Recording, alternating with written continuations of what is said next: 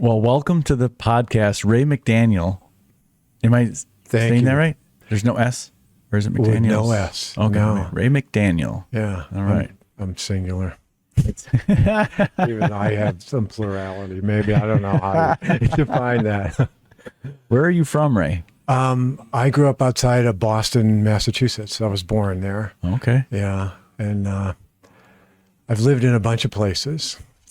All right. So I've moved around a fair bit. What brought you to, you live in Baraboo now? I do, yeah. I lived in the Dells for a bunch of years.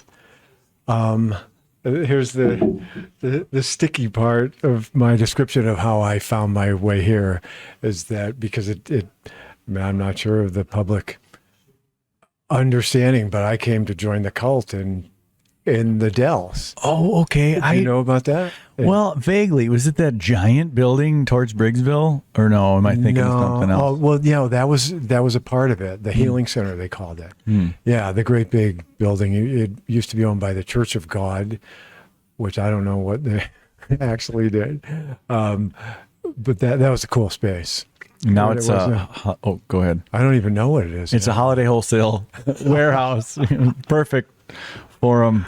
I always wondered what that was, and I remember like hearing somewhere along the lines that used to be a cult building. So tell me more about this Dells cult. Everyone wants to know. It's funny. We jump right into like murky water of like, okay, we'll black stamp this guy, and maybe I can represent the character that.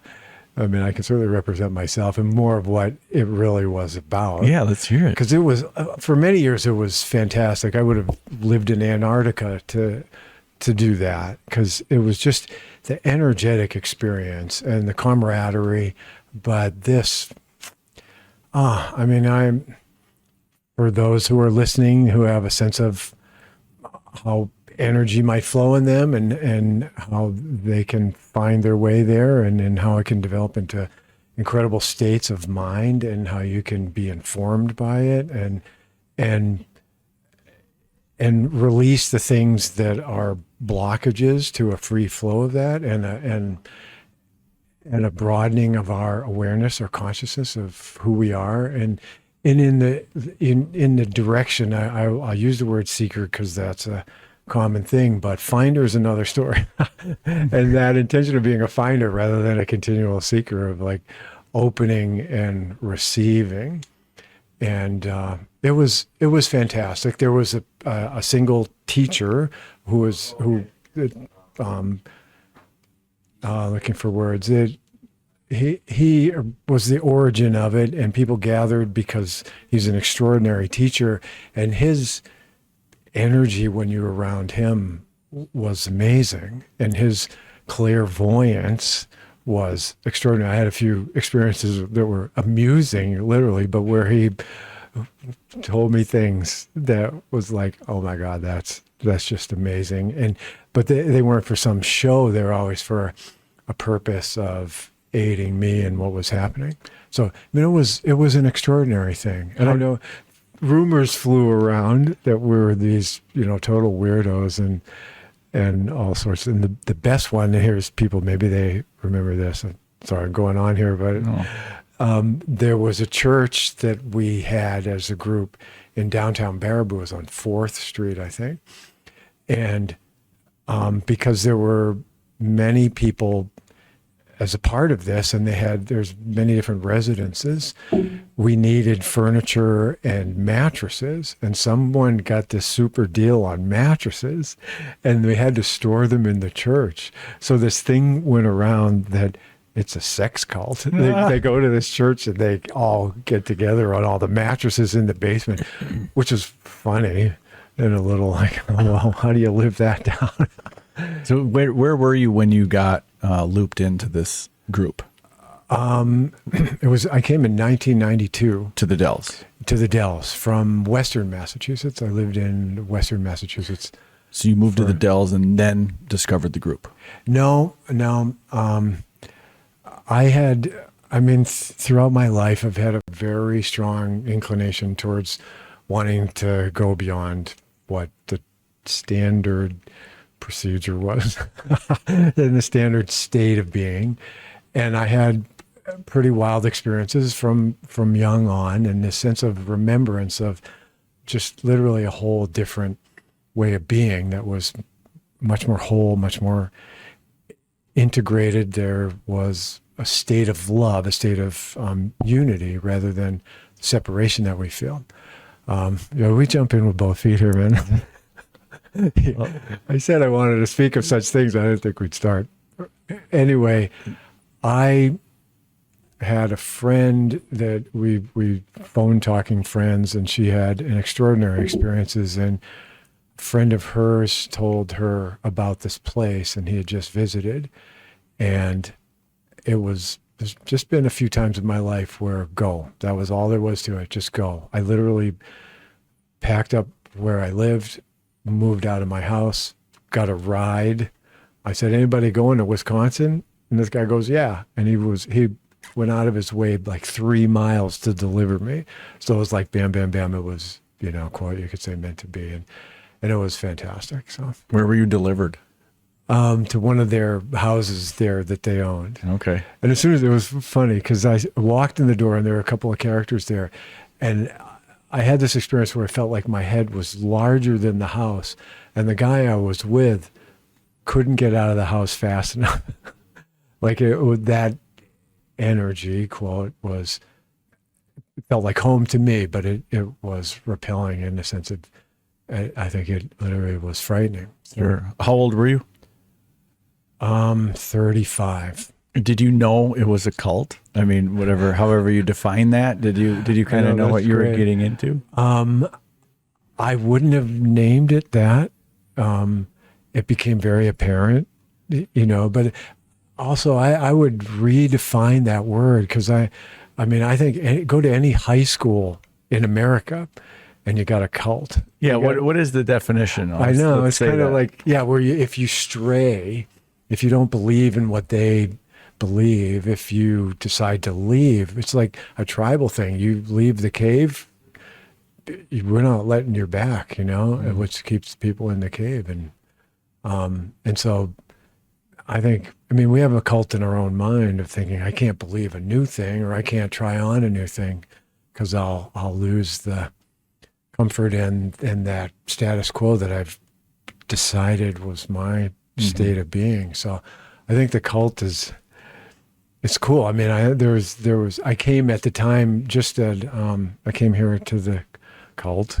There's finger quotes in there. What was the name of it? It was called Endeavor Academy. Okay. Just one location in the Dells, or? Yeah. And the fun thing is they demolished it. It was right after, a couple of years after it was done. They plowed it under. Whoops. There, I emphasize that. So, was that just sort of a coincidence, or did they? It was an old building. Okay. And, we were propping it up with, maintenance over the years, but it leaked, and, there wasn't a lot of money. So I don't even know how it even sustained. But, how long did that organization live? Around 20 years. Wow. Yeah. Okay. And you got in, what year were they? It had only been going a couple of years. Okay. Yeah. And you were into the end? Or?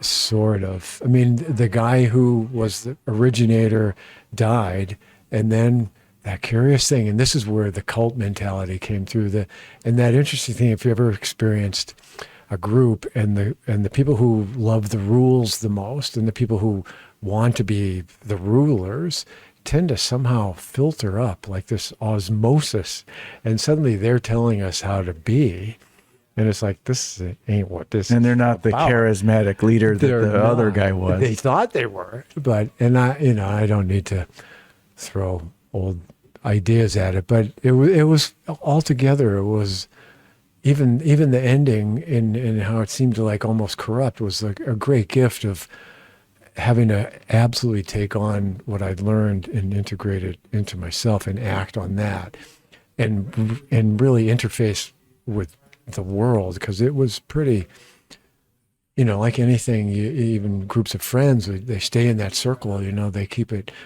contained, and it had that element. Sure. And so it was brilliant to come out with that sounds bad. Anyway.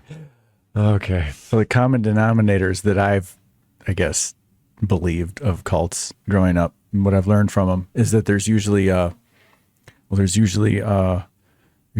group community living situation. Yeah. Yeah. Not always, but usually everyone's Yeah. together. Yeah. There's usually one leader, right? Yeah. Yeah. Usually that leader is charismatic and engaging and motivating and very good at programming the followers into whatever it is, the doctrine of beliefs or the practices. Right. And then I'm really smiling. Whoever is not looking at this, I love hearing this. Sorry, I interrupted. well, no, you're fine. But the last element that seems to be not in every cult, but I mean, like some an involvement of the leader with the other women in the organization. Yes. Was Yeah. that a thing?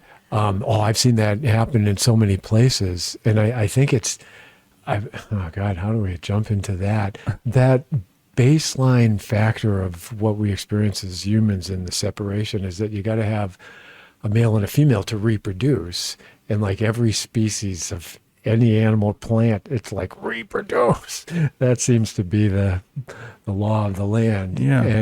And I think that factor, because it runs so deep, and if someone hasn't absolutely, quote, healed that piece that would want to take advantage or think that it could have power over it, Sure.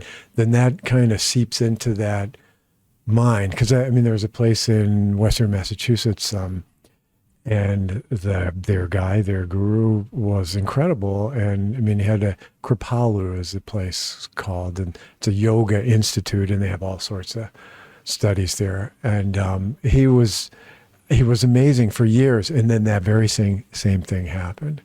And I think that's happened in a bunch. This guy just died.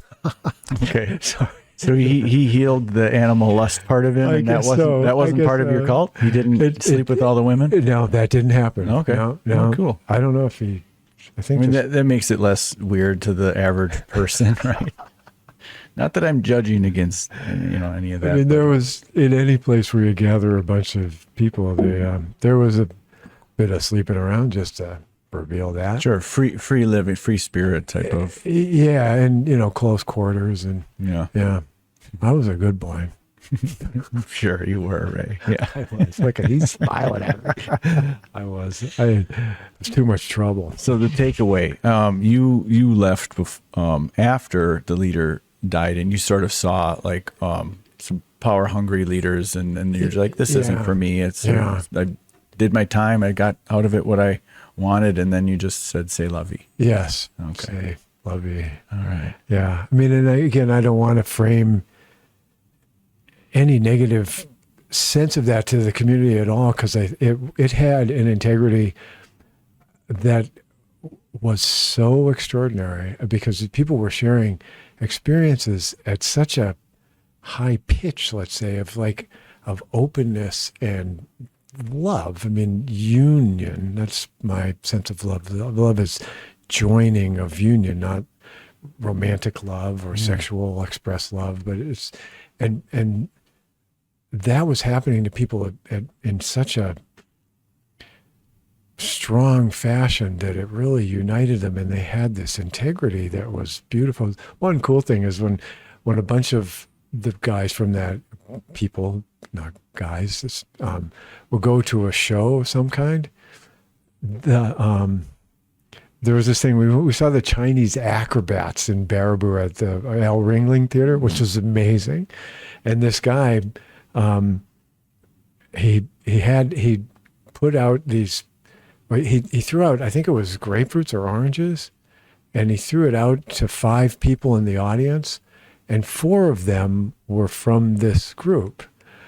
And I recognize this because the amount of energy they held and the attention that they held, that he picked them out of a couple hundred people, and there's maybe 20 of us there, and it expressed, there was such an enthusiasm, and that, I mean, I'm here to maybe give that as, I mean, that's the one thing. I don't need to create historical perspectives or. Well, cult is a weird word, right? And it is. It really has. Words themselves are yeah, I mean, you could say on one hand they're very powerful because it really is all we have to communicate, but on the other hand they're also so powerless because you say the word cult, and now what's triggered in the minds of a lot of our listeners? What's triggered in my mind? Gotcha. You know, and in mine. but then when you explain or you see like what a lot of these organizations have done for their people and the happiness of their people and the cohesiveness of their living community and like what was the one that was bombed by the FBI? The Waco Well, thing. no, I'm thinking of the one out in Oregon. Oh yeah, who was Rajneesh and his followings. I don't know what they called it. That was to watch that documentary and learn about that was like, whoa, that was eye-opening to see. Like, okay, you can see how the locals were like, what are these weirdos doing? Yeah. But then when you looked in the inside of what the quote-unquote weirdos were doing, they were living in harmony with each other, and they were very happy. You know, what's wrong with that? And what to attach the word cult, which is, I would say, pretty safe to say that's a negative term. Yes. Yeah. Or it creates a negative emotional response when people hear it. Has that association. Yeah. It's just too bad that all of a sudden any organization that gets together and makes people feel really good and enlightened or like aware of their consciousness and their union and the oneness that they can live with the world and each other. It's just too bad that the word cult has to be attached to that situation so many times. Gotcha. You know, and that's it's like I don't know, because it's a utopian thing to think of, like our community, even the Riesberger Baraboo, like awakening or to a point of living in harmony with each other, with the land. You're growing our own food and just like unwavering kindness and that sort of thing. You know, in that sense, it would be a good thing if Riesberg could do that, right? Right. Yeah. Or if any community could do that. Yeah. But there's always a lot of outside beliefs that come in and say, well, something's wrong with that. It's not a concept that I buy into or a belief that I'm willing to open my mind up to even begin to understand, because I'm immediately going to push it away. Well, and that's why I even speak of it in that way with pleasure. It's kind of fun to go, oh yeah, it was a cult, man. Right. Yeah. And so that revealing, and if, you know, the chance to speak to several people, who knows, listening, but always in my mind, it wants to create some gift of connection with everyone that alters how they've divided themselves and had a sense of the lack that happens with that, or the loss, or the protection that feels like it's threatening in some way. Even, you know, to use the word cult, and to alter that and go, hey, we're all in a cult, and I'm in a cult in my own mind, and but it's fun to use that, because and we'll talk on other things, and I'll probably say some words that are like, oh, that word, I define that as a way that's totally weird, or that's, you know, too idealistic or something. But the sense that it's so available, to make things available that we thought are beyond us is the service I want to offer in this world the most. Yeah. Beautiful. And you do it in a beautiful way through your art. We haven't told the listeners yet, but you are... Nice segue. If they haven't picked up on it yet, you're an artist, and you create some sculptures, but also a lot of paintings and digital art. And was lucky enough to get a tour of a few months back of your home, and all of the walls, like almost every square inch covered with your art. And tell me more about that. How long have you been an artist? What has evolved in your artistry? Okay. That was great. I do admire your segue like that. Is that a word? Segway. That's funny. That's my cat's name. I don't have a cat. It goes between worlds, so we call it Segway. Okay. No, we're going to come back to the cult, but I do. No, we don't, please. No, we said plenty about that. we could go into the cult of my own mind. It's making art. Yeah, let's And- hear about that. It I started out as a child. I won a prize in second grade for my 4th of July drawing, Okay. which is funny, but it did have an impact on me. I'm like, wow, people thought this was good. What did you draw? It's funny because I remember we had 4th of July parades in the town that I lived in. I lived in a suburb outside of Boston, Yep. and there was a Chinese dragon, which was cool, which had a bunch of guys in it. Bring it around. It was awesome. I was impressed. The rest of the parade didn't matter to me much, but I thought that was cool. And later on, when I told people about, oh, I got this drawing, I'd won this prize, and they're like, there was no Chinese dragon. Maybe one of those Mandela effects that they didn't remember a Chinese dragon in the 4th of July parade. What was it doing in an American parade? A lot of people said that? Yeah, which was like, huh. But my mother had the drawing, in crayon drawing, framed, which is funny. It's like maybe the best work I ever did. But yeah. So there was always this inclination to be creative, and I had to create something. And Was the dragon in the parade? hey, I created it. It's in the drawing. Well, then it was there. I don't know. In your mind, it was. That's cool. yeah, It started with the painting of a. I don't know why I picture it being red, but of course, if it was in the parade, I thought it would have been red, white, and blue, but it was red. It was red. Yeah. Okay. That's great. It's a good standard Chinese dragon. Yeah. What year are we in right now? Chinese year. Oh do you God. know? What year is in terms of Right astrology? I don't know. Yeah. I don't know either. Yeah. I used to keep track of that. I know that I'm a dog, and Oh, great. What are you in the Chinese zodiac? Do you I know? will call it a rooster as opposed to a different name. Oh, okay. Yeah. Yeah. That's funny. Dogs are great, man. I let's talk about dogs. Oh yeah. I love dogs. I think it's something to attain. The nature of a dog is something absolutely worth making a goal for our Aiming being toward. to be. Yeah, Absolutely. aiming. Yeah, that's great. Yeah. Yeah, the way we're taking care of a little puppy right now. Oh, wow. For my son Jackson, who's 21 years old. He's just finished up a recovery program, 6 months sober from anything I guess he was into. Yeah. And he's doing great. Awesome. On his birthday this Really? year. Yeah. He was walking in a parking lot, in a grocery store parking lot, and came across a puppy who was abandoned. Okay, Just left wow. there. Really? Brought him into the vet. Wasn't microchipped.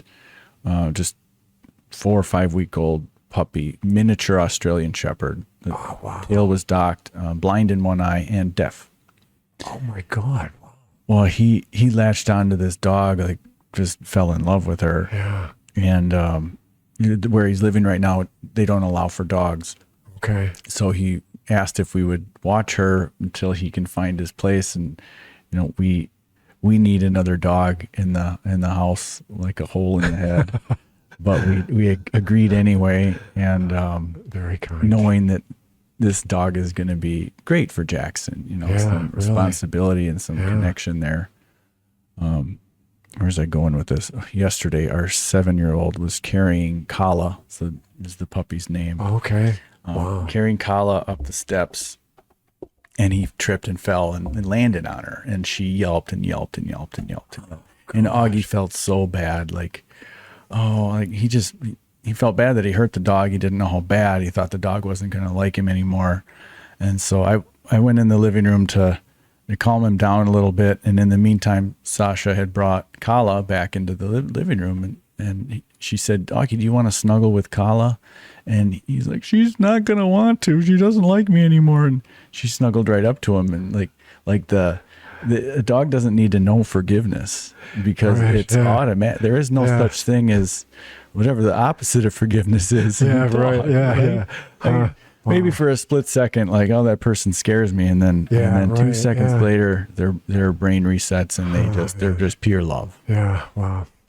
Yeah, That- I hear you there. If yeah. everyone could be like a dog. It really, that enthusiasm in the play and just the power and the willingness. You got one leg missing. Oh, well, Yeah, we're working. yeah. Still have 3 of them. Yeah. Well, that's a great, really explicit story of that. That was cool. And God, the additional thing of blind in one eye and deaf, Yeah, that's a big yeah. deal That's to take on. Yeah. Jackson's pretty witty. Well, he found the dog, immediately named her Kala, Okay. and then Huh. after we brought her into the vet, and the vet, when it came time to, because he ended up taking her to the Humane Society, and then he had to adopt her officially. Huh. The Humane Society did some shots and stuff, and when he picked up the dog, they said, she's blind and deaf, and he said, well, then we'll call her Helen Kala.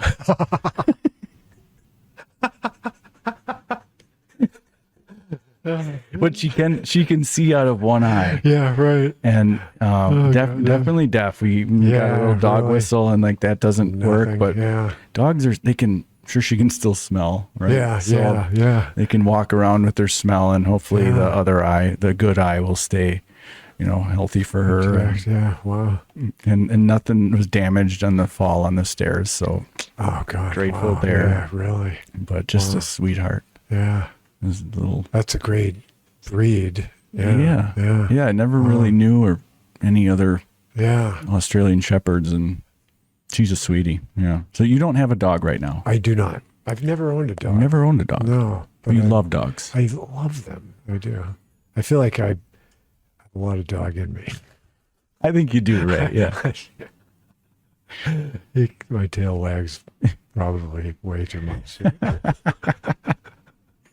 So you're you live alone? I do. Yep. Okay. Yeah. And so part of that I feel like you are easily transient, like person. You don't maybe have like a lot of things, like you don't have a dog. I don't. You're able No. to just sort of pick up and kind of go do whatever you want. Well, I have art. Oh yeah, you're Art is like, I know it's I've called it a fatal disease, that it will the accumulation of no, just that I have to make it. It never, I can't cure it. No matter how much art I make, I cannot cure it, and I will continue until I am not in this body anymore. Yeah, that's clear. and it's I mean, it's probably way beyond this, but like one of the things we offer as an option at the foundation here for people who apply or are struggling with mental health. One of Okay. the things is art therapy. Okay, yeah, Introducing people to expressing their creativity in the form of some type of art that maybe they didn't have that outlet before. How much do you equate art with your own therapy? it's the perfect question. That's great. That's a perfect question, because I would call it that directly. It's my own art therapy. The amazing thing that has evolved over time is that the recognition of it teaching me.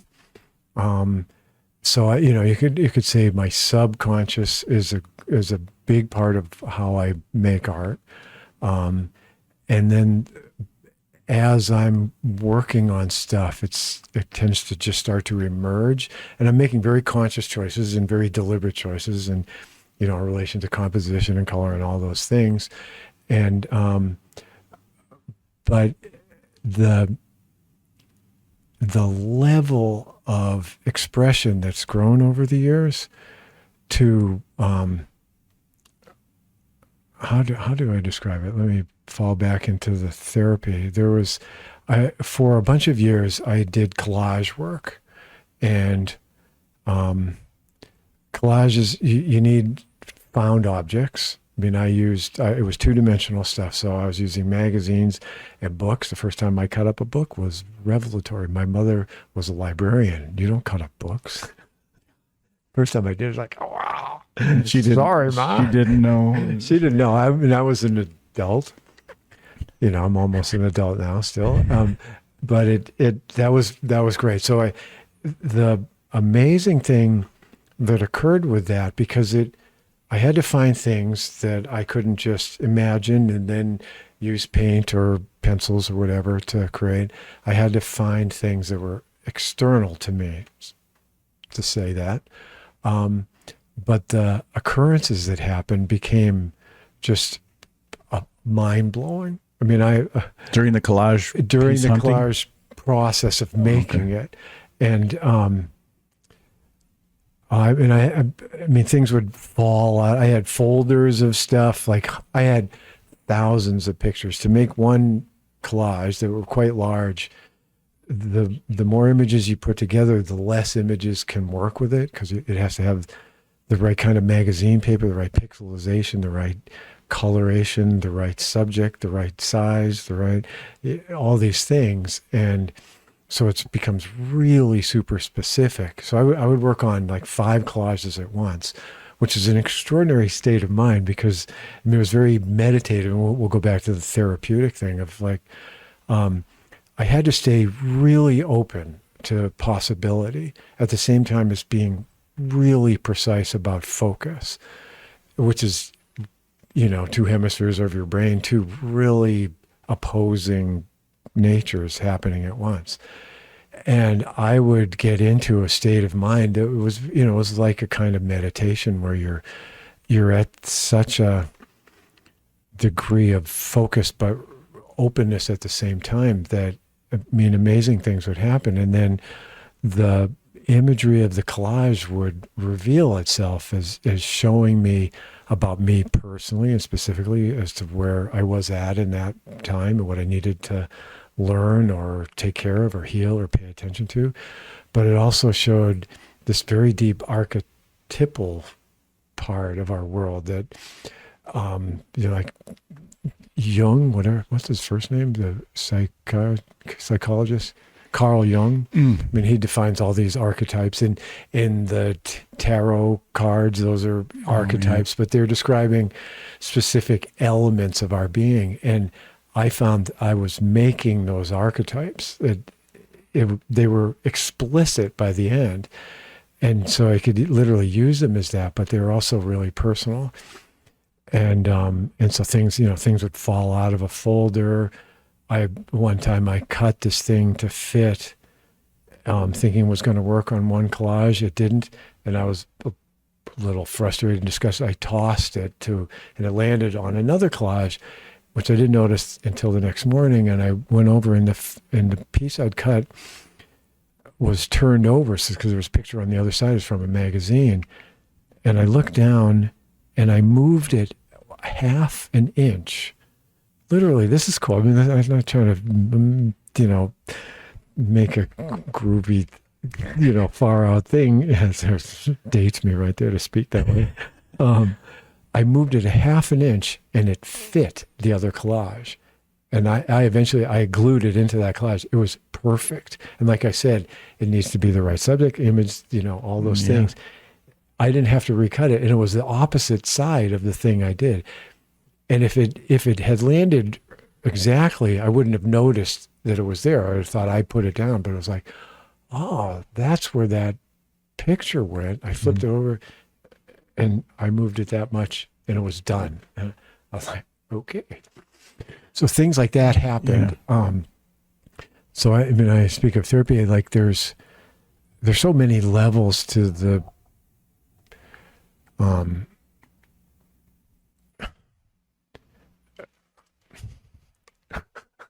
looking for words and trying to find the right word, because we talk about the limits of words, but there's also a grand revealing in the right word. The development of our consciousness has all these levels, from just learning how to take care of ourselves and learning how to take care of others, learning how to have a relationship that's really coherent, learning how to be in the world in a way that's of service, and then gaining another state that's connected at a higher level, and then further and further on, and so my art has continually evolved in that way that I could only see it to a certain extent. Oh, that's helping me learn how to be better at being a person. Now it's helping me discover, wow, this other realm that's underneath that surface. And some recent paintings that I've done are like, the geometry that's in them it blows my mind. I was just like, no, this goes here and this goes here. Nah, I got to paint that out. This goes here. And I'm looking at it at one level, and then I look at it and it reveals I've done something like, it goes into the recognition of pyramids. Pyramids now, they realize the precision of ratios and the math that a pyramid is like a crystalline structure, and that's emerged into the consciousness. And my art's doing the same thing, and it's flipping good. Yeah. Yeah, it's been amazing. Yeah, sort of just naturally oozes out, right? It like oozes, how long did you work on that most recent painting, the really symmetrical one that you're talking about? Well, that's a funny thing too, because I had painted it and I thought it was complete, and then one day I looked at it and I was like, okay, it's got it. And then I worked another 2 weeks on it, so that probably took me a month. I mean, I don't work 8 hours a day on that. I have another job, and Sure. but it was a bunch of time. That one's, I make very big art. Yeah. So you have another job. I have another job. So that's like normal, stable, reliable income. Yeah. And then what about income from art? Is that exist? That's great. He looked me right in the eye and asked me that question. That's great. Asking artists that, it's like, it exists in the way it is existing now. It's opening. It's great because that's a factor. Even in this chance to talk with you and talk to whoever's listening, it's like a coming out party. I'm 16 again. Yeah. Yeah, that's beginning to happen. I have the work that I do now. I do a lot of digital work, and so when it's done digitally, it only exists on the computer until it's printed. And so I make great big prints. I really like big art. It has more presence. You just can't ignore it, even if it's crap. It's like, well, that's there. You can't get away from that. Murals and stuff like that. Yeah, well, I call them portable murals because they're a standard width or height is around 4 feet. Okay. So they're pretty big, and they come in a couple sizes. But they're intended to like something you can put up really easily, portable. Like you can put them up in a couple minutes, and then you can take them down, put them somewhere else, or take them with you when you move or whatever. And they're awesome. And that there's a shift in the intention in my art now. Before it was, it always wanted to communicate with people, but it seemed much more personal, even though it's still very personal. But it feels like it's flipped into almost like a service. Because before it was like, well, here's this art, it's like this, it's, do you like it? Do you want to own it? That kind of thing. But now it's like, it's intended to be put to use in the sense of, I mean, I try to wrap my mouth around this. It comes in a couple different ways. One thing, I created an organization that I call One Heart Art, and I found money for it to give art to different places. Like I live in Baraboo, so the homeless shelter has a place. The Hope House has some. So the homeless shelter has some art. The Hope House has some art. The Boys and Girls Club has some art. The oncology department at the hospital St. Clair has some art. And that intention of putting it into places that wouldn't necessarily be able to afford that or be able to pay attention to that with the sense that the art is really uplifting. And so it's really colorful. It's really bright. It has lots of children in it. That's a thing because even the hardest heart tends to appreciate the nature of a child. And so it uses that. And I really believe that our quote inner child, that's a thrown around term, but that kid is vital to us. That kids are alive and playful, and they're a lot like dogs, when they're little. If they get kind of wrecked really easily, they're so receptive, but that kid in us that did get traumatized or wrecked or suppressed, or it's really vital that we honor that and celebrate that. So the art is things of that. I make great big hearts, which you've told, I think I said this when you visited me, if somebody said, you're going to make hearts, I would have been like, yeah, F you, man. I'm not the guy making hearts. And I'm making these giant hearts. And it's such a direct, simple statement of like, we must be our hearts. We must be the unity of that. So that, those, Awesome. That's good that you can find some sort of revenue from it, but also kind of glad that you haven't, because you wonder like if, let's say at some point in your life 15 years ago, you found like this niche of art that you could live off of financially, you wonder like if that would take away from like the native natural creation part of your I was talking to a musician out of Baraboo, Mike Droho, and he teaches songwriting, and he's really good at teaching songwriting. And he was telling us that he has lost some joy in his creation of his art, or he has lost how did he put it? He said he wished it was like the old days where he was creating music just to create music instead of needing to make money off of it. Gotcha. Right. Yeah. So I think that is right. Maybe that's a blessing to have it as your side thing. I love that.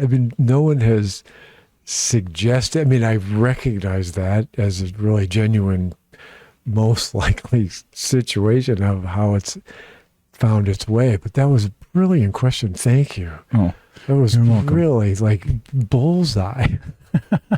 I love that. It's like, that's why. What do you think, Dad? Yeah. No, that's great. No, because you can get locked into something and it's like your bread and butter, and then that's what you end up doing. Yeah. And you lose the joy, or it's coming directly from your heart or your greatest passion, because my work has been that. I've tried to second guess what people wanted, and it didn't work out that well. And it's a whole other career to be a marketer, which I'm gaining more on that. But so that's great. I'm going to take that. I put that in my pocket. Oh, good. Yeah, please don't lose it. Because, just walking through your place and seeing your art, you have so many pieces. You could collage your art into a really epic piece. That's the piece of what I do. Have you happened to, I don't know if you maybe even knew, in Baraboo on the corner of 3rd and Ash, I think. Maybe it's not Oak, it's called. It's what used to be the old Wells Fargo Bank. And now it's a real estate. Did you go in there or you recognize? No, that's right. You told me your stuff was in there, and I still haven't walked in there. Yeah. Well, no worries. Now you Wait, inside or outside? It's inside. Okay. Yeah. And it's a cool space for a gallery. Big white walls, big tall pillars, really high. My work is in there from floor to ceiling. And I'm telling you about it because for me, the work is like collage. A single piece isn't enough. It doesn't communicate enough of all the interaction that goes into a full-fledged gestalt or something, And so the idea of creating spaces. Everyone out there listening to this, you want me to create a space that blows people's minds? Because I have now. We have the technology. Oh God, that's the $1 million man. I think.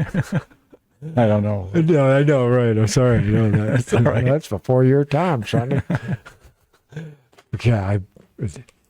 Anyway, that kind of thing, where a whole delivery system's created in a space like it is in my house that I call my museum, because it's meant as a collage. And always, sometimes having a single style, or even representing yourself online, or on the postcard for a gallery opening or something, you have to pick one thing. That's always been really hard. Oh, sure. Is how does it represent? So doing something like that, filling a space, it's like that's where it can talk. Oh yeah, It tells a story, almost like an opera of the eye.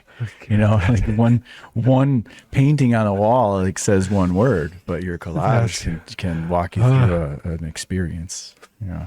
Wow, you're delivering that, the opera of the eye. Good. All right, make a note that I said that on this date, opera. He's the one who said it. It was Gatlin Fenwick, ladies and gentlemen. On July 16th. Yeah, right on. That's good. I know. I'm going to have to, put what's that thing at the bottom of a page? Footnote. This was first stated by Gatlin. And he really meant it. No. Well, feel free to use it. I don't think I'll be writing the copyright off. Yeah. I'll just change it a little. It's all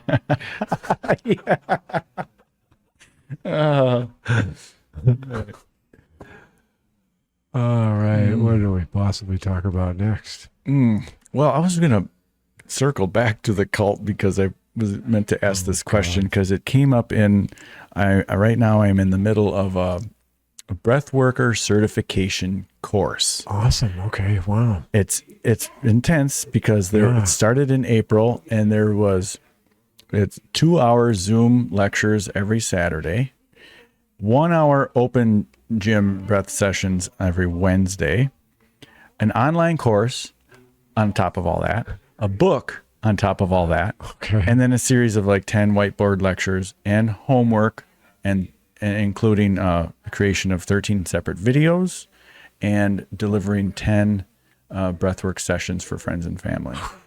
And then tomorrow I go to Utah because it ends. The capstone in-person session is at a hotel in the mountains in Utah. Wow. 4 days of in-person learning with this guy, Jesse. Yeah. Wow. And he's such an amazing teacher. He teaches in a way like, I consider him Jesse Coomer.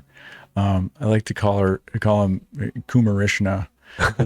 He doesn't talk about yoga. He doesn't talk about pranayama. He doesn't talk about spirituality. He doesn't talk about anything other than your breath and your conscious awareness and your unconscious mind. And he teaches breath as a language to communicate between that veil that exists in between our conscious self and our unconscious self. Wow. And using that breath as a language, and different breath techniques, speaking as sentences to, from our conscious part to our unconscious part, to be able to regulate the state of our nervous system and to safely process emotions. But then where I'm leading into is superventilation, is where it's like hyperventilation on purpose. Okay. And you're jacking up you're giving your body as much oxygen as it can possibly handle, and then with some breath holds, and you're depriving then you're jacking your body up with CO2 after it's already been jacked up with O2. Yeah. And during that state, I forgot the term, frontality, or it doesn't matter. It shuts off the prefrontal cortex portion of the brain. Okay. Wow. And so for that brief moment during those breath holds, it creates a very altered state of consciousness. Yeah. And where you're able to, some people have emotional releases, some people have breakthroughs or epiphanies or visions or laughter or screaming or crying, whatever, or you're just in pure bliss and you feel like you're floating in the cosmos and that you are the universe itself. It's amazing. It's a psychedelic experience. Yeah, really. But he said that that's how most cults are started, because during that, it's sort of a like hypnotic state or suggestive state where people can be influenced. Yes. My question was, did your cult do any breath work? That was exquisitely expressed, full on description of that whole thing. It was amazing. I'm like, oh, wow. And then you bring it to that question. Just curious. Funny. Did you guys breathe? Do any intentional breathing? It's okay if you didn't. I'm just curious. No. I was reeling from it. That was, I mean, you really described that beautifully. That was fantastic. And what a thing you took on to do that. Wow, that's amazing. And it's huge. And well, I love a it. big occupation. I love it. And I don't have any plans of starting a cult. Just you get me disclaimer breathing, there. I follow you, Galen. But I'm behind no, you. please don't. You're gonna wish you hadn't. But breathwork, I've been drawn to it for a few years now. Yeah, and it's interesting because we don't. Most of us don't think about how we breathe, and right. That's the best part of it. It's the only vital bodily function that we can choose to have conscious control over. Yeah. But we don't have to.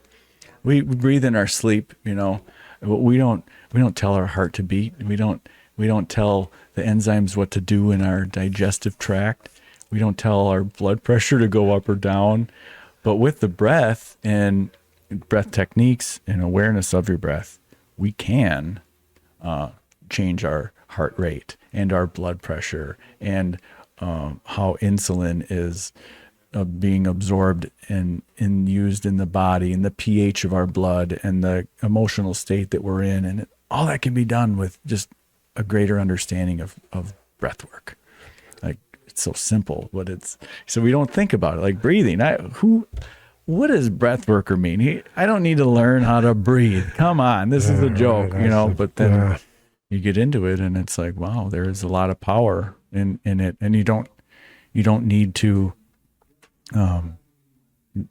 eat a mushroom or smoke a toad to experience those altered states of consciousness. We have it within us.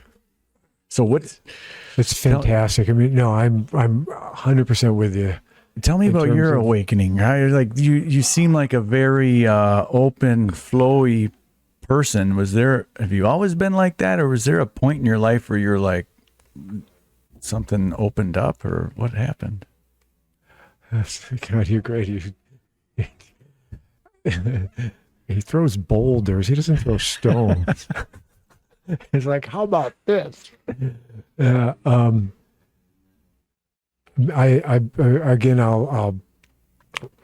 reappreciate how you describe that. And boy, people listening, I mean, take that full on, the gift of that and the recognition of the value of breath work, and knowing that we need to just plain simply learn how to breathe more coherently and fully or fluidly, but also go through breath work sessions and all that, because it's extraordinary what it delivers. I had rebirthing was a term back in the 80s. I mean, I don't know when it began, but I had some significant experiences doing rebirthing. They're just what opens up, and the visionary part, the bodily experience, the exhilaration, the emotional release, all those things. I mean, amazing. Wow. So we didn't do that in the cult. There was it was the energy. It's funny because it was based in the text of the Course in Miracles. Probably some people are familiar with that. And I can publicly admit I never read the book. I read some of I the believe book. I know, it was great. I know, I tell the guys who were part of that, you didn't read that book. I mean, it was based on that. And, there was, when we got together 5 days a week and as a group, and there was a lot of teaching and from that book. But at the end of that, we did what was called the light session, which was just an energy thing. And that's why I was there, because the energy was always something readily accessible. I could feel it. And so that was our breath work in a sense. It had that component. I'm sure the breathing that happened sort of naturally by being in that kind of group coherent state of shared energy, I'm sure it altered our breath. But and some guys later on in time, later in the cultish time frame, started offering that to people and friends, and I did some more with that. I lost sight of your question. Well, the rebirthing, it was like, what was like this major turning point in your life, or have you always felt like this, this awareness, consciousness that you obviously feel and just channel through your art? Like I feel like you wouldn't be able to do that if you weren't. So my question was just, was there a significant point in your life that made that apparent to you, or did it just? And was it the rebirthing experience or no? No. Sorry if that's loud. No, you're fine. When I was 21, I was in art school. Okay. I only spent a year in art school because I wanted to be a sculptor, and the sculpture department wasn't good. Do we need to pause? No, I just turned the light down, and I'm just doing that to see the differences, how the video looks in the first half versus the end. So. Oh, okay, good. Now we really reveal ourselves. Yeah, I was totally not listening to you, thinking about the lighting. That's okay. Okay, back to present. I spent a year in art school and left because I just wanted to make art, and the sculpture department wasn't any good. I wanted to make sculpture. This doesn't matter. So I was 21. I got to art school later than usual.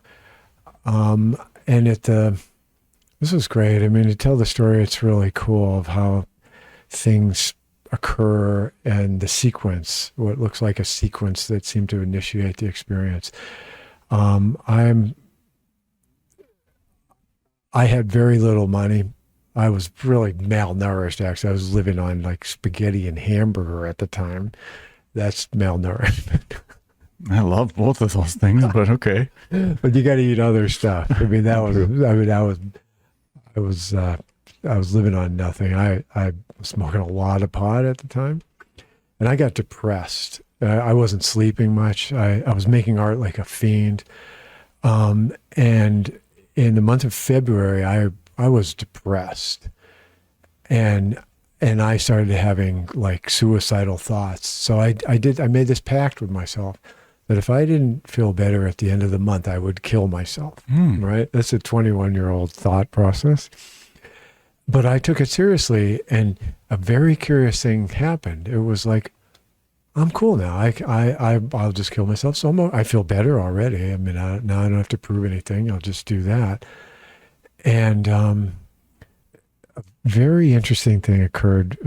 My mother, bless her, she's on the other side now. She sent me a book. My birthday is in February, so she sent me a book by a paleontologist who studies dinosaur bones and stuff. Yeah. It's called The Rift. And in Africa, this rift opened, like a crack in the earth. And they could descend down into it, and it was the sedimentary layers that revealed thousands of years. There was this guy's wet dream, It's like he could look at all this stuff. Or millions, maybe, right? I mean... Or, yeah. I mean, yes. So, I mean, a fantastic find. And the guy who wrote the book is Lauren Isley was his name. I remember all this so beautifully. And he's a really well-known scientist, paleontologist, but he's a poet as well. So he was really working with both hemispheres of his mind, the logical and the creative. And he wrote this book about that was so stunning, and it touched me in this way of like, it brought those two sides together in my own mind as I read it. And then one morning I woke up and it was that. I had an awakening experience, and everything collapsed into perfection. That's what perfection was, I mean, indescribable in this. Everything was so connected. I could see that it was so absolutely connected. And this was very sober. That I was walking around in an incredible state of mind. It was, it was very blissful. And I don't know how many times I said in that day, oh, that's perfect. Wow, it's perfect. It's perfect. Everything. And that, I called it this major sort of spontaneous awakening, and I can use that as the chicken started the egg, or the egg gave way to the chicken, but it was like that happened. And I soon after learned how to meditate. Transcendental meditation was a thing back then. And then, well, actually I heard about a place in Fairfield, Iowa called Maharishi International University, which is based in the TM movement, Transcendental Meditation movement. I just read that word today. You did? Yeah, I think. Look, continue. Which is funny because they said, I confess I didn't read the Course in Miracles. I called them up and said, I want to come. And they said, do you meditate? And I went, oh, no, not yet. I just knew it was one of those things where I knew I was supposed to go there. And so I had to go learn to meditate so I could go to the place where everybody meditated, because it was, and that was an opening into that practice that really gained deeper and deeper states of being, and learning about how states of consciousness are the ascension of consciousness, you could say. And so I spent a couple of years there until I had to leave and make art. Yeah, I have that. It's a disease, and it's not curable, so I kept that. Well, lucky everyone else then gets to my oozing. You said oozing. Yeah, It's the disease oozes. To go to the opera. So in transcendental meditation, do you remember your mantra? I do. Will you share it? They're not supposed to. I know, that's why I asked you. I don't know. Okay. It's the same one everybody gets. That's the Maharishna. Spirit guides are going to come and they're going to trounce your soul, man. My soul or yours? Huh. If you share. Okay, will you tell me this? Is it more than one word, or is it just one word? It was 3 syllables. Will you give me a mantra? Joe. Joe? Joe. Average Joe. Okay, so I need to say average too? No, that's implied. Okay, got it. Simple enough. Now I can't give you a. I think there's a. How do you get one then? How do you get one? That's great. Well, you look for sales, so it's discounted. Black Friday mantra shopping. Yeah. Okay. That's you can get a bunch. You can give the whole family. Send me the one. link. Yeah. Well, were you assigned yours, or did you come up with it? How did that? No, happen? it's assigned in that practice. There's you go through a teaching thing. Okay. It's great. I mean, it's in those Eastern ways, or in the guru standard, that devotional thing, which is super cool. I mean, it's like devotion is an amazing word. I think anything we're devoted to, we will give more of ourselves to, and then incorporate more of the value of that and the development that comes from that, devoted to a mate, or to a child, or to an occupation, or to, exercise or something, you gain the benefit. So that in that lineage, there's guru to guru and stuff, and that goes. And so that mantra thing is, goes through centuries of that handed down aspect. Okay. Very cool. Something like that. But I think you could use anything as a mantra. That thought I mean, I love this thought that everything is everything. The thought of that the holographic universe, that's something people, if you don't know about it, you've heard the word maybe about a hologram is you can break it into pieces and you still get the full image. And so the thought everything is everything is there's a mantra there, and you can just go, yeah, and there you said it. I like that. Everything is everything. Everything is everything. And that there's some paintings that I've done that were about that, really. Water is a really significant element in my stuff. The fluidity. I mean, I have that nature. It wants to be fluid. It wants to spread through. Water just, penetrates and will fill any space. And so my painting's about that, and paints are fluid as well, which is cool.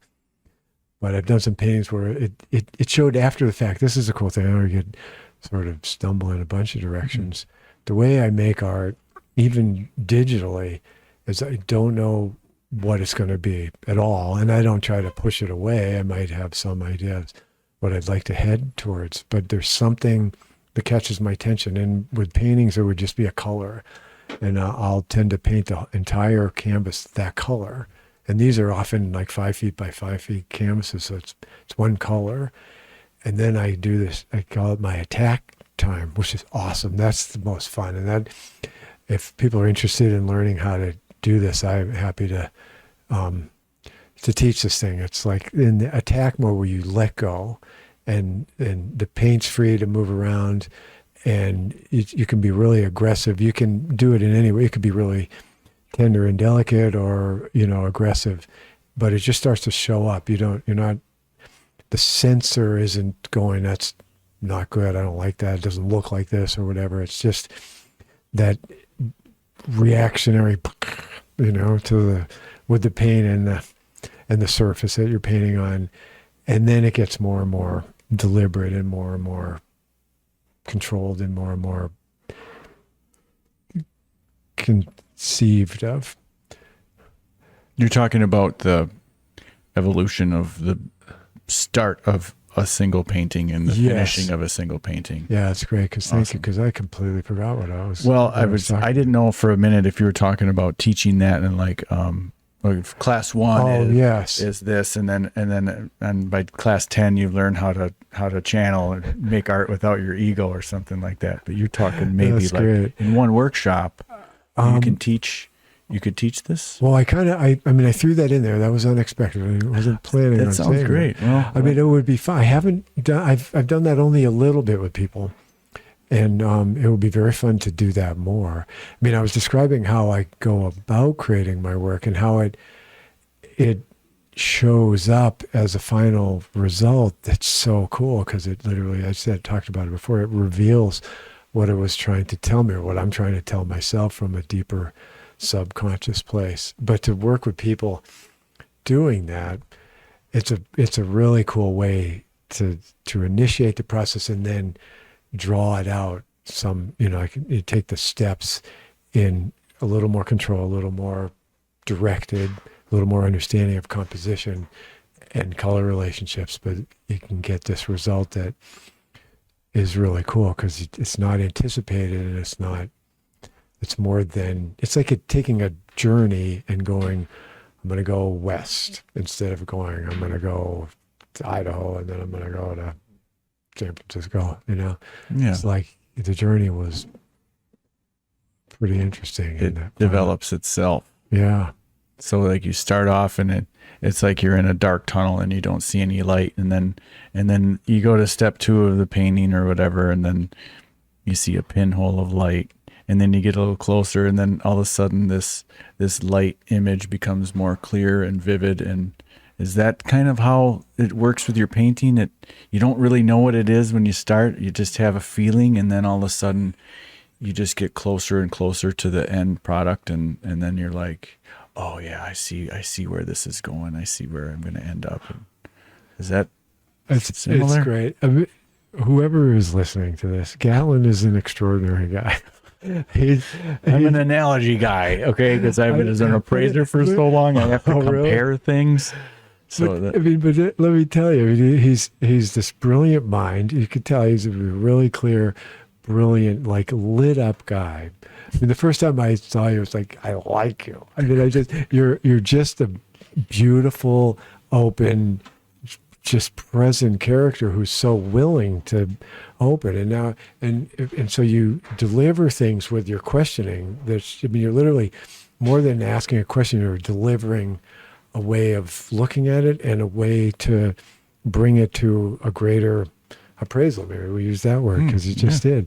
And so just then you're asking that question and I'm just grooving on you. That just then I was like almost losing. Thanks, man. I'm like, that's your nature. And that's so cool. That makes me feel really good because there's been, I mean, not every podcast feels like a natural conversation like this one. So I know that I am getting better, but there's been plenty of podcasts I'm like, oh man, that didn't flow or whatever. So I appreciate you just as much, being here to just have this back and forth. It feels, awesome. it feels natural. So it does. It really does. And it's brilliant. And you, what is it? Coined some extraordinary. I did like the pin. Okay. Yeah. Yeah. I'm sticking with it. He's a coiner. And Joe, I might have to edit that part out because I don't want anyone to know my mantra. Well, right? No, I My think mantra is everybody. That's funny. That's funny. That is. What else are we gonna talk? Well, you know about what? here? Let's talk about your men's group. Okay. Because I'll say this because this is again, and here's the, call it a gift, okay, of what I want to express in the world as myself and just my beinghood as a resonant broadcaster of hopefully whole-mindedness. There's a title. Yeah, write that that over down. my door. I think I got the wrong guy. I just was looking for just an artist. Anyway, shouldn't derail my train halfway through. Men's group. Yes.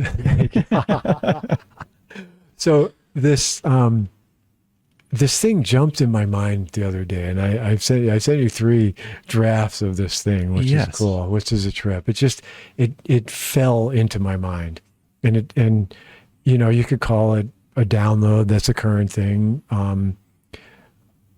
a terminology, but I had to deal with it. I had to write about it. I had to see it through or let it flesh itself out. And it's well, and then I'll jump to this. And then I got invited to come on that hike in your men's group. And the thing I'd written about was about men gathering, and then I got to come to your men's group, and it was a joy. I mean, the characters it was fantastic. I mean, I enjoyed that so much. It was a little crazy as it got dark and we got rained on and it got slippery, but it was like everybody came through okay, and it was a joy. And then we spoke to one another. I mean, it was. If there are men in this audience who would like to be with other men in this non-ordinary way, if we don't talk about the usual things like what's work, what's jobs, what's the kids and wife, what's sports or things. It was brilliant. I mean, we even had some things, prompts to talk about stuff, and that was it. Just opened it up. It was great. But the cool thing was that I had written this thing about a gathering of men, and the idea of gathering 100 men, which is just a cool number. The 10 times 10, it's exponential. I like that. I like geometry in that way. But that's a pretty a force, And then it got connected to the men's group, but the thing that is deep within me as an evolving being and witnessing the world and its awakening and its evolving, and the masculine in it, how it's evolving. If like The generation before me, well, I mean, my parents grew up in the Depression, and it was squelched. Their emotional being, their exploration of who they were, they weren't given the tools for that. And I came in, and the tools were jumping out of the woodwork. There's all these new therapies, there were all these new programs. The Eastern religions and meditations had come into being. There was, there was the S training that turned into Landmark. There was, a million things. I felt so gifted of coming in at that time to be graced with that. And finally, men began to discover, wow, it's okay to literally have a feminine side, not about having to express it in a feminine role way, but that we had emotions, we could express things, we could seek out things, we could be tender, we could be nurturing, we could have those attributes that are awesome, that is the feminine. I could use the term divine feminine. That is, they're receptive, and they nurture, and they are life givers, literally. And so that evolution of men coming together in the men's group movement or whatever is fantastic. But here's the thing of like this. I could use the term New Age, but New Age has connotation just like culture. It's all woo, it's two crystals and, having no shadow side. It's all, light and rainbows and farting unicorns, It's like, but It's just a damn good idea. it's a really good idea, New Age. And, but the feminine is, it's been suppressed and crunched down and abused and enslaved and horribly for centuries. And the masculine, in a very broken, I use the toxic masculine as a term. I like the word diseased masculine, where it can just think it can control everything and take whatever it wants, and it doesn't have to respect or really give back. It's just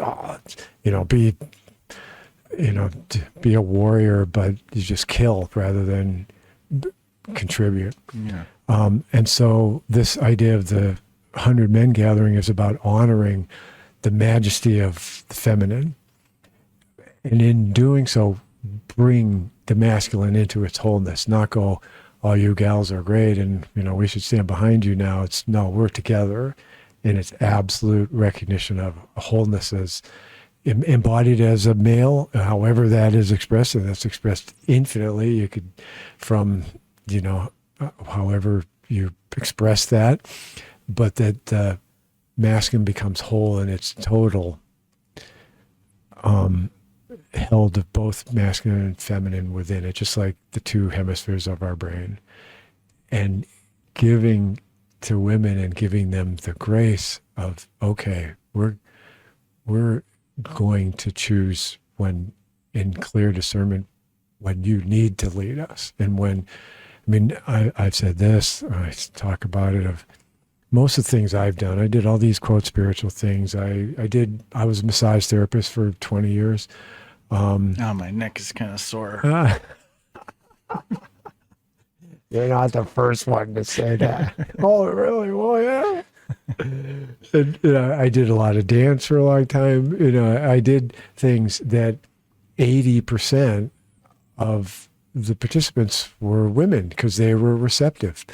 And so that is changing, where the men are coming in, but we really, the thought of this idea was, we really need to absolutely create a energetic wave that's coherent with that, and see how it goes in terms of what exponential happening can happen with other men recognizing that, and when women feeling the grace of that and bringing it together. Because this is the last thing I'll say. There's a wave of consciousness rising, even though it can look like insane crap going on in the world politically, national, wars and conflicts and all kinds of weird things, and environmental things and economic things. It's like it's a brutal happening right now.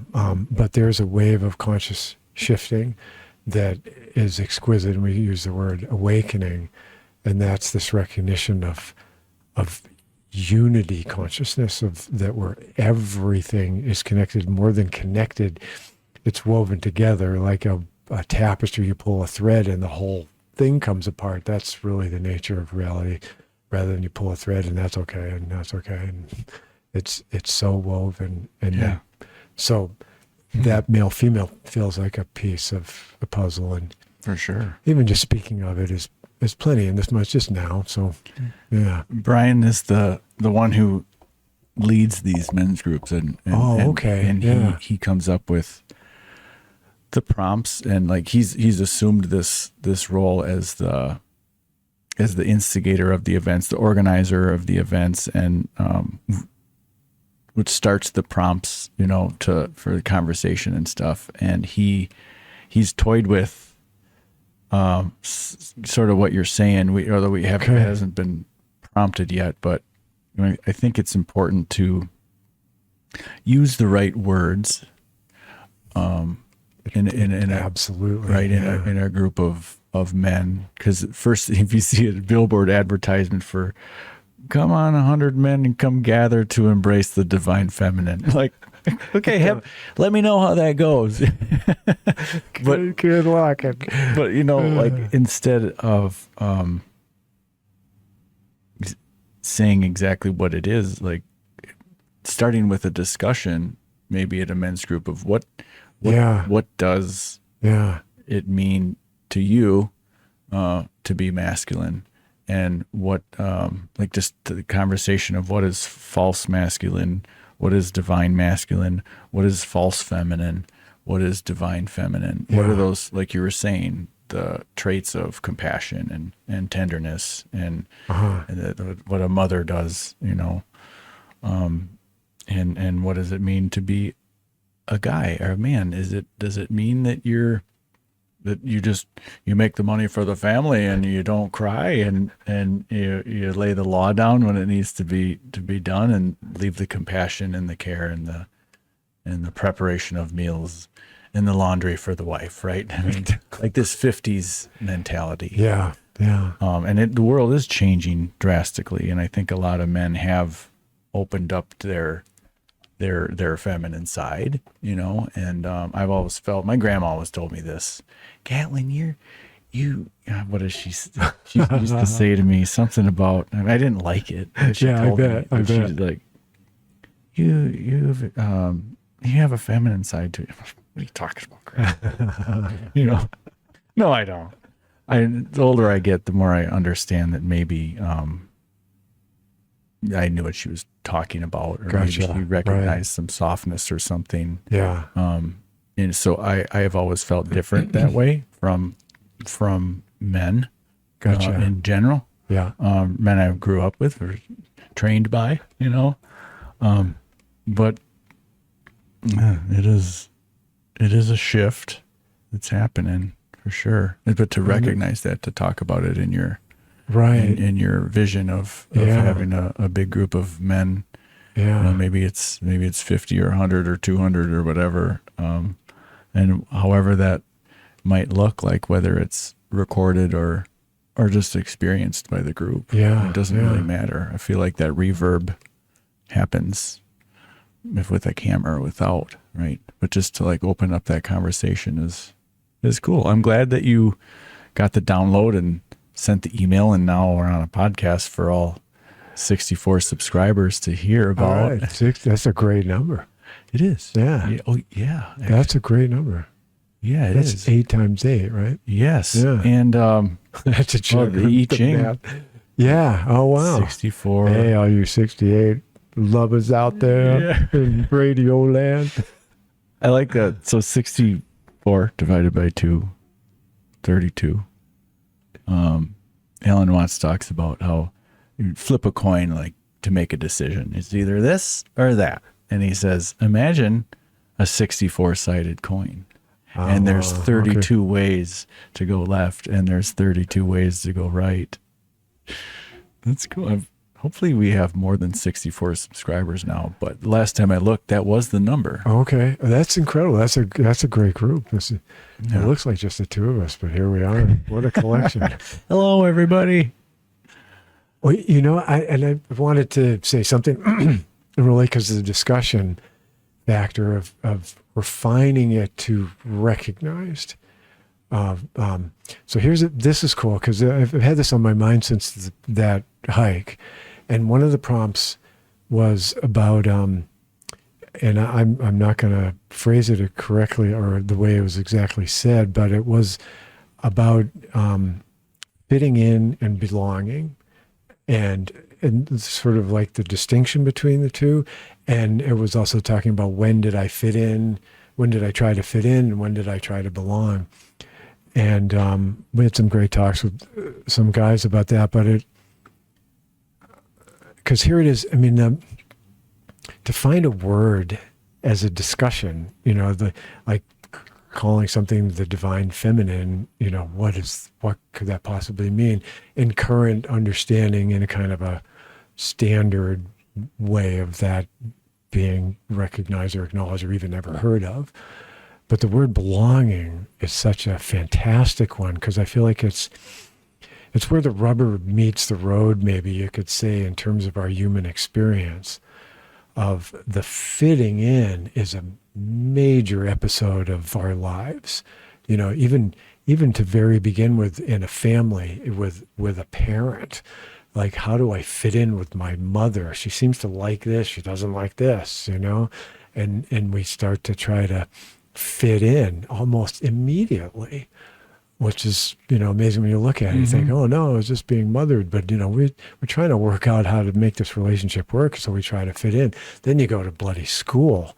Oh man, regimented, fitting in with everybody else. If you don't fit in, it hurts. So you really try. And then continually, I mean, most people in the world have given up the idea of really belonging in a really deep core place, but transferred it into a sense of I fit in. So now I can think that I belong.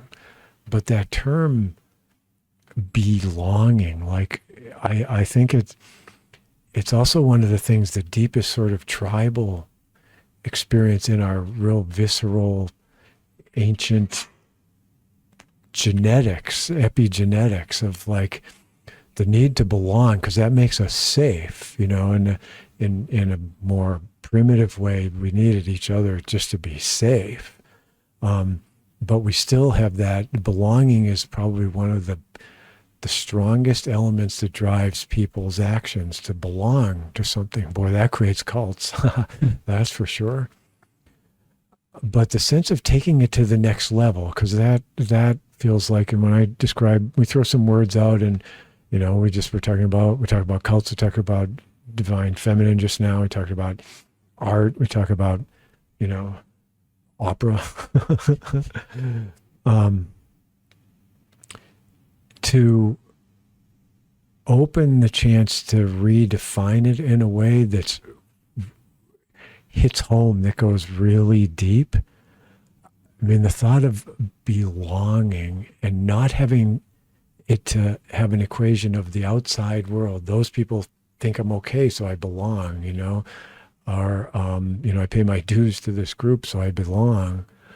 But to reach into the place deep inside that wants to have that expression of experience. This is where it's hard to find the corresponding bridge to that, but even just a thought of like looking at, well, I feel like I belong in certain places, in certain situations, and I don't belong in others. But do I belong in me entirely? Would I feel like I could absolutely sink into that and belong? And so even in the expression of wanting to get 100 men together and give that to women, and give it, but first it has to come through ourselves. I mean, that we have to discover that the full masculine is a complete embrace of the feminine. It's not exclusive of that. It that would be saying like, oh, I don't know, I can't come up with a perfect parallel, but it we can't exclude this fundamental relationship to beinghood and be fully okay, you know? Mm-hmm. So it's belonging, giving belonging to that factor. And it starts in us. And then when we really feel it in us, that's an awakening. And then we become a broadcaster that I spoke of energy, who, you know, probably this, people listening have a bunch of familiarity with energy. But what is that really? And what is it? How does it function? Except to discover its nature in and of itself rather than some idea. I'm losing track of my. Oh, I love it because it comes right back to what I've been learning from Jesse Coomer, the relationship between ourselves, and you talked about this before. The wholeness, the oneness. What did you call it? There was a type of love you talked about. Brotherly love. Did you say that? No. Well, the word he uses is philia, Philia. Cool. That's more fun than any word I said. Well, philia is it's like the highest form of love. It's the city of Philadelphia. Okay. The city of brotherly love. Gotcha. Okay. Higher than the form of romantic love or anything else. Right. It's the highest form. Okay. That community love. And he talks unity consciousness is a term I would use. Yeah. Okay. Yeah. So unity, that would totally fit. Yeah. But then the relationship with ourselves. So like the belonging, you can think about that word and how it works with you fitting into a community and feeling accepted and, oh, this is good. I feel safe and loved and protected and everything in a tribe. But like you were talking about, back up, what about yourself? You have a conscious self, the part of you that is aware, our eyes are open, or being of action, and then our unconscious self, beating our heart without us having to do anything. It's just in control of the emotions and thoughts and things we don't really have to bring conscious awareness to. It just happens in the background.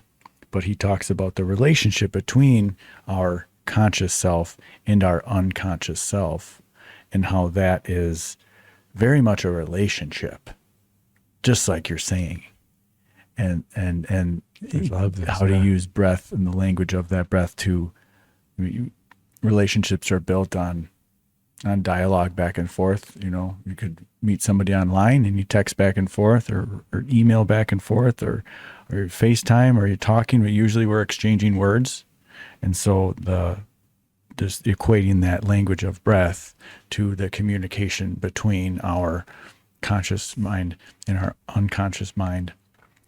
And once we can feel that we have a good relationship there, we respect one another, right? This half respects this half, and then you can be a beacon, right? And just shine your light.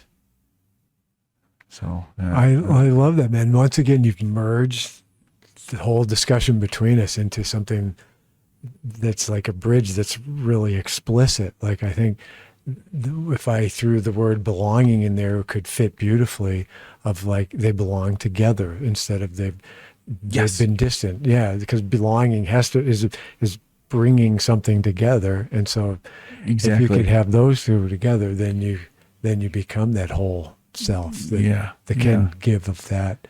Yeah. My conscious self belongs with my unconscious self. At least part of the day. Right, yeah. Or like, it reminds me of Todd Snyder, everything in moderation, including moderation. Including moderation, really. That's really a vital thing. Yeah. Wow, we've done some talking here. We have. We really have. Just Notice my. wow. I'd like to give this to you. You would. Yeah, this is. Some call it a worry stone. I like to call it a fidget stone because Okay, I don't that's just touch a it fun if sound I'm word. worried. Yeah. But it is very smooth. It has an indentation on the top, and this is made out of. I'll think of it. It's not jade. It's jasper. It's red jasper. Ah, gotcha. Red jasper. So it's it represents your root, Okay. Yeah. your root chakra, your home, your place of safety. Not that I think you need it, Ray, but Oh, who maybe- doesn't need? It's great. This is warm, folks. He's handed me this Oh, yeah. lovely. Not only is it smooth, it's very warm, I mean, right from his pocket. Yep, you got it. Yeah, it's awesome, man. I accept this fully. Just yeah, absolutely. I mean, I embrace our conversation just delightfully.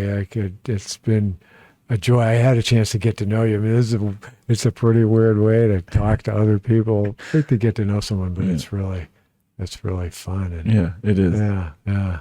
Yeah, there's a little bit of pressure to, like, for just sitting around and there's a long period of silence, big deal. Right. But if you're on a podcast, it's like, all right, what are we going to talk about next? Yeah. But I think I feel like it went great. It's been smooth, and how long has it been?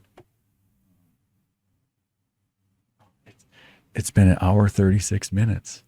That's a good one. All right.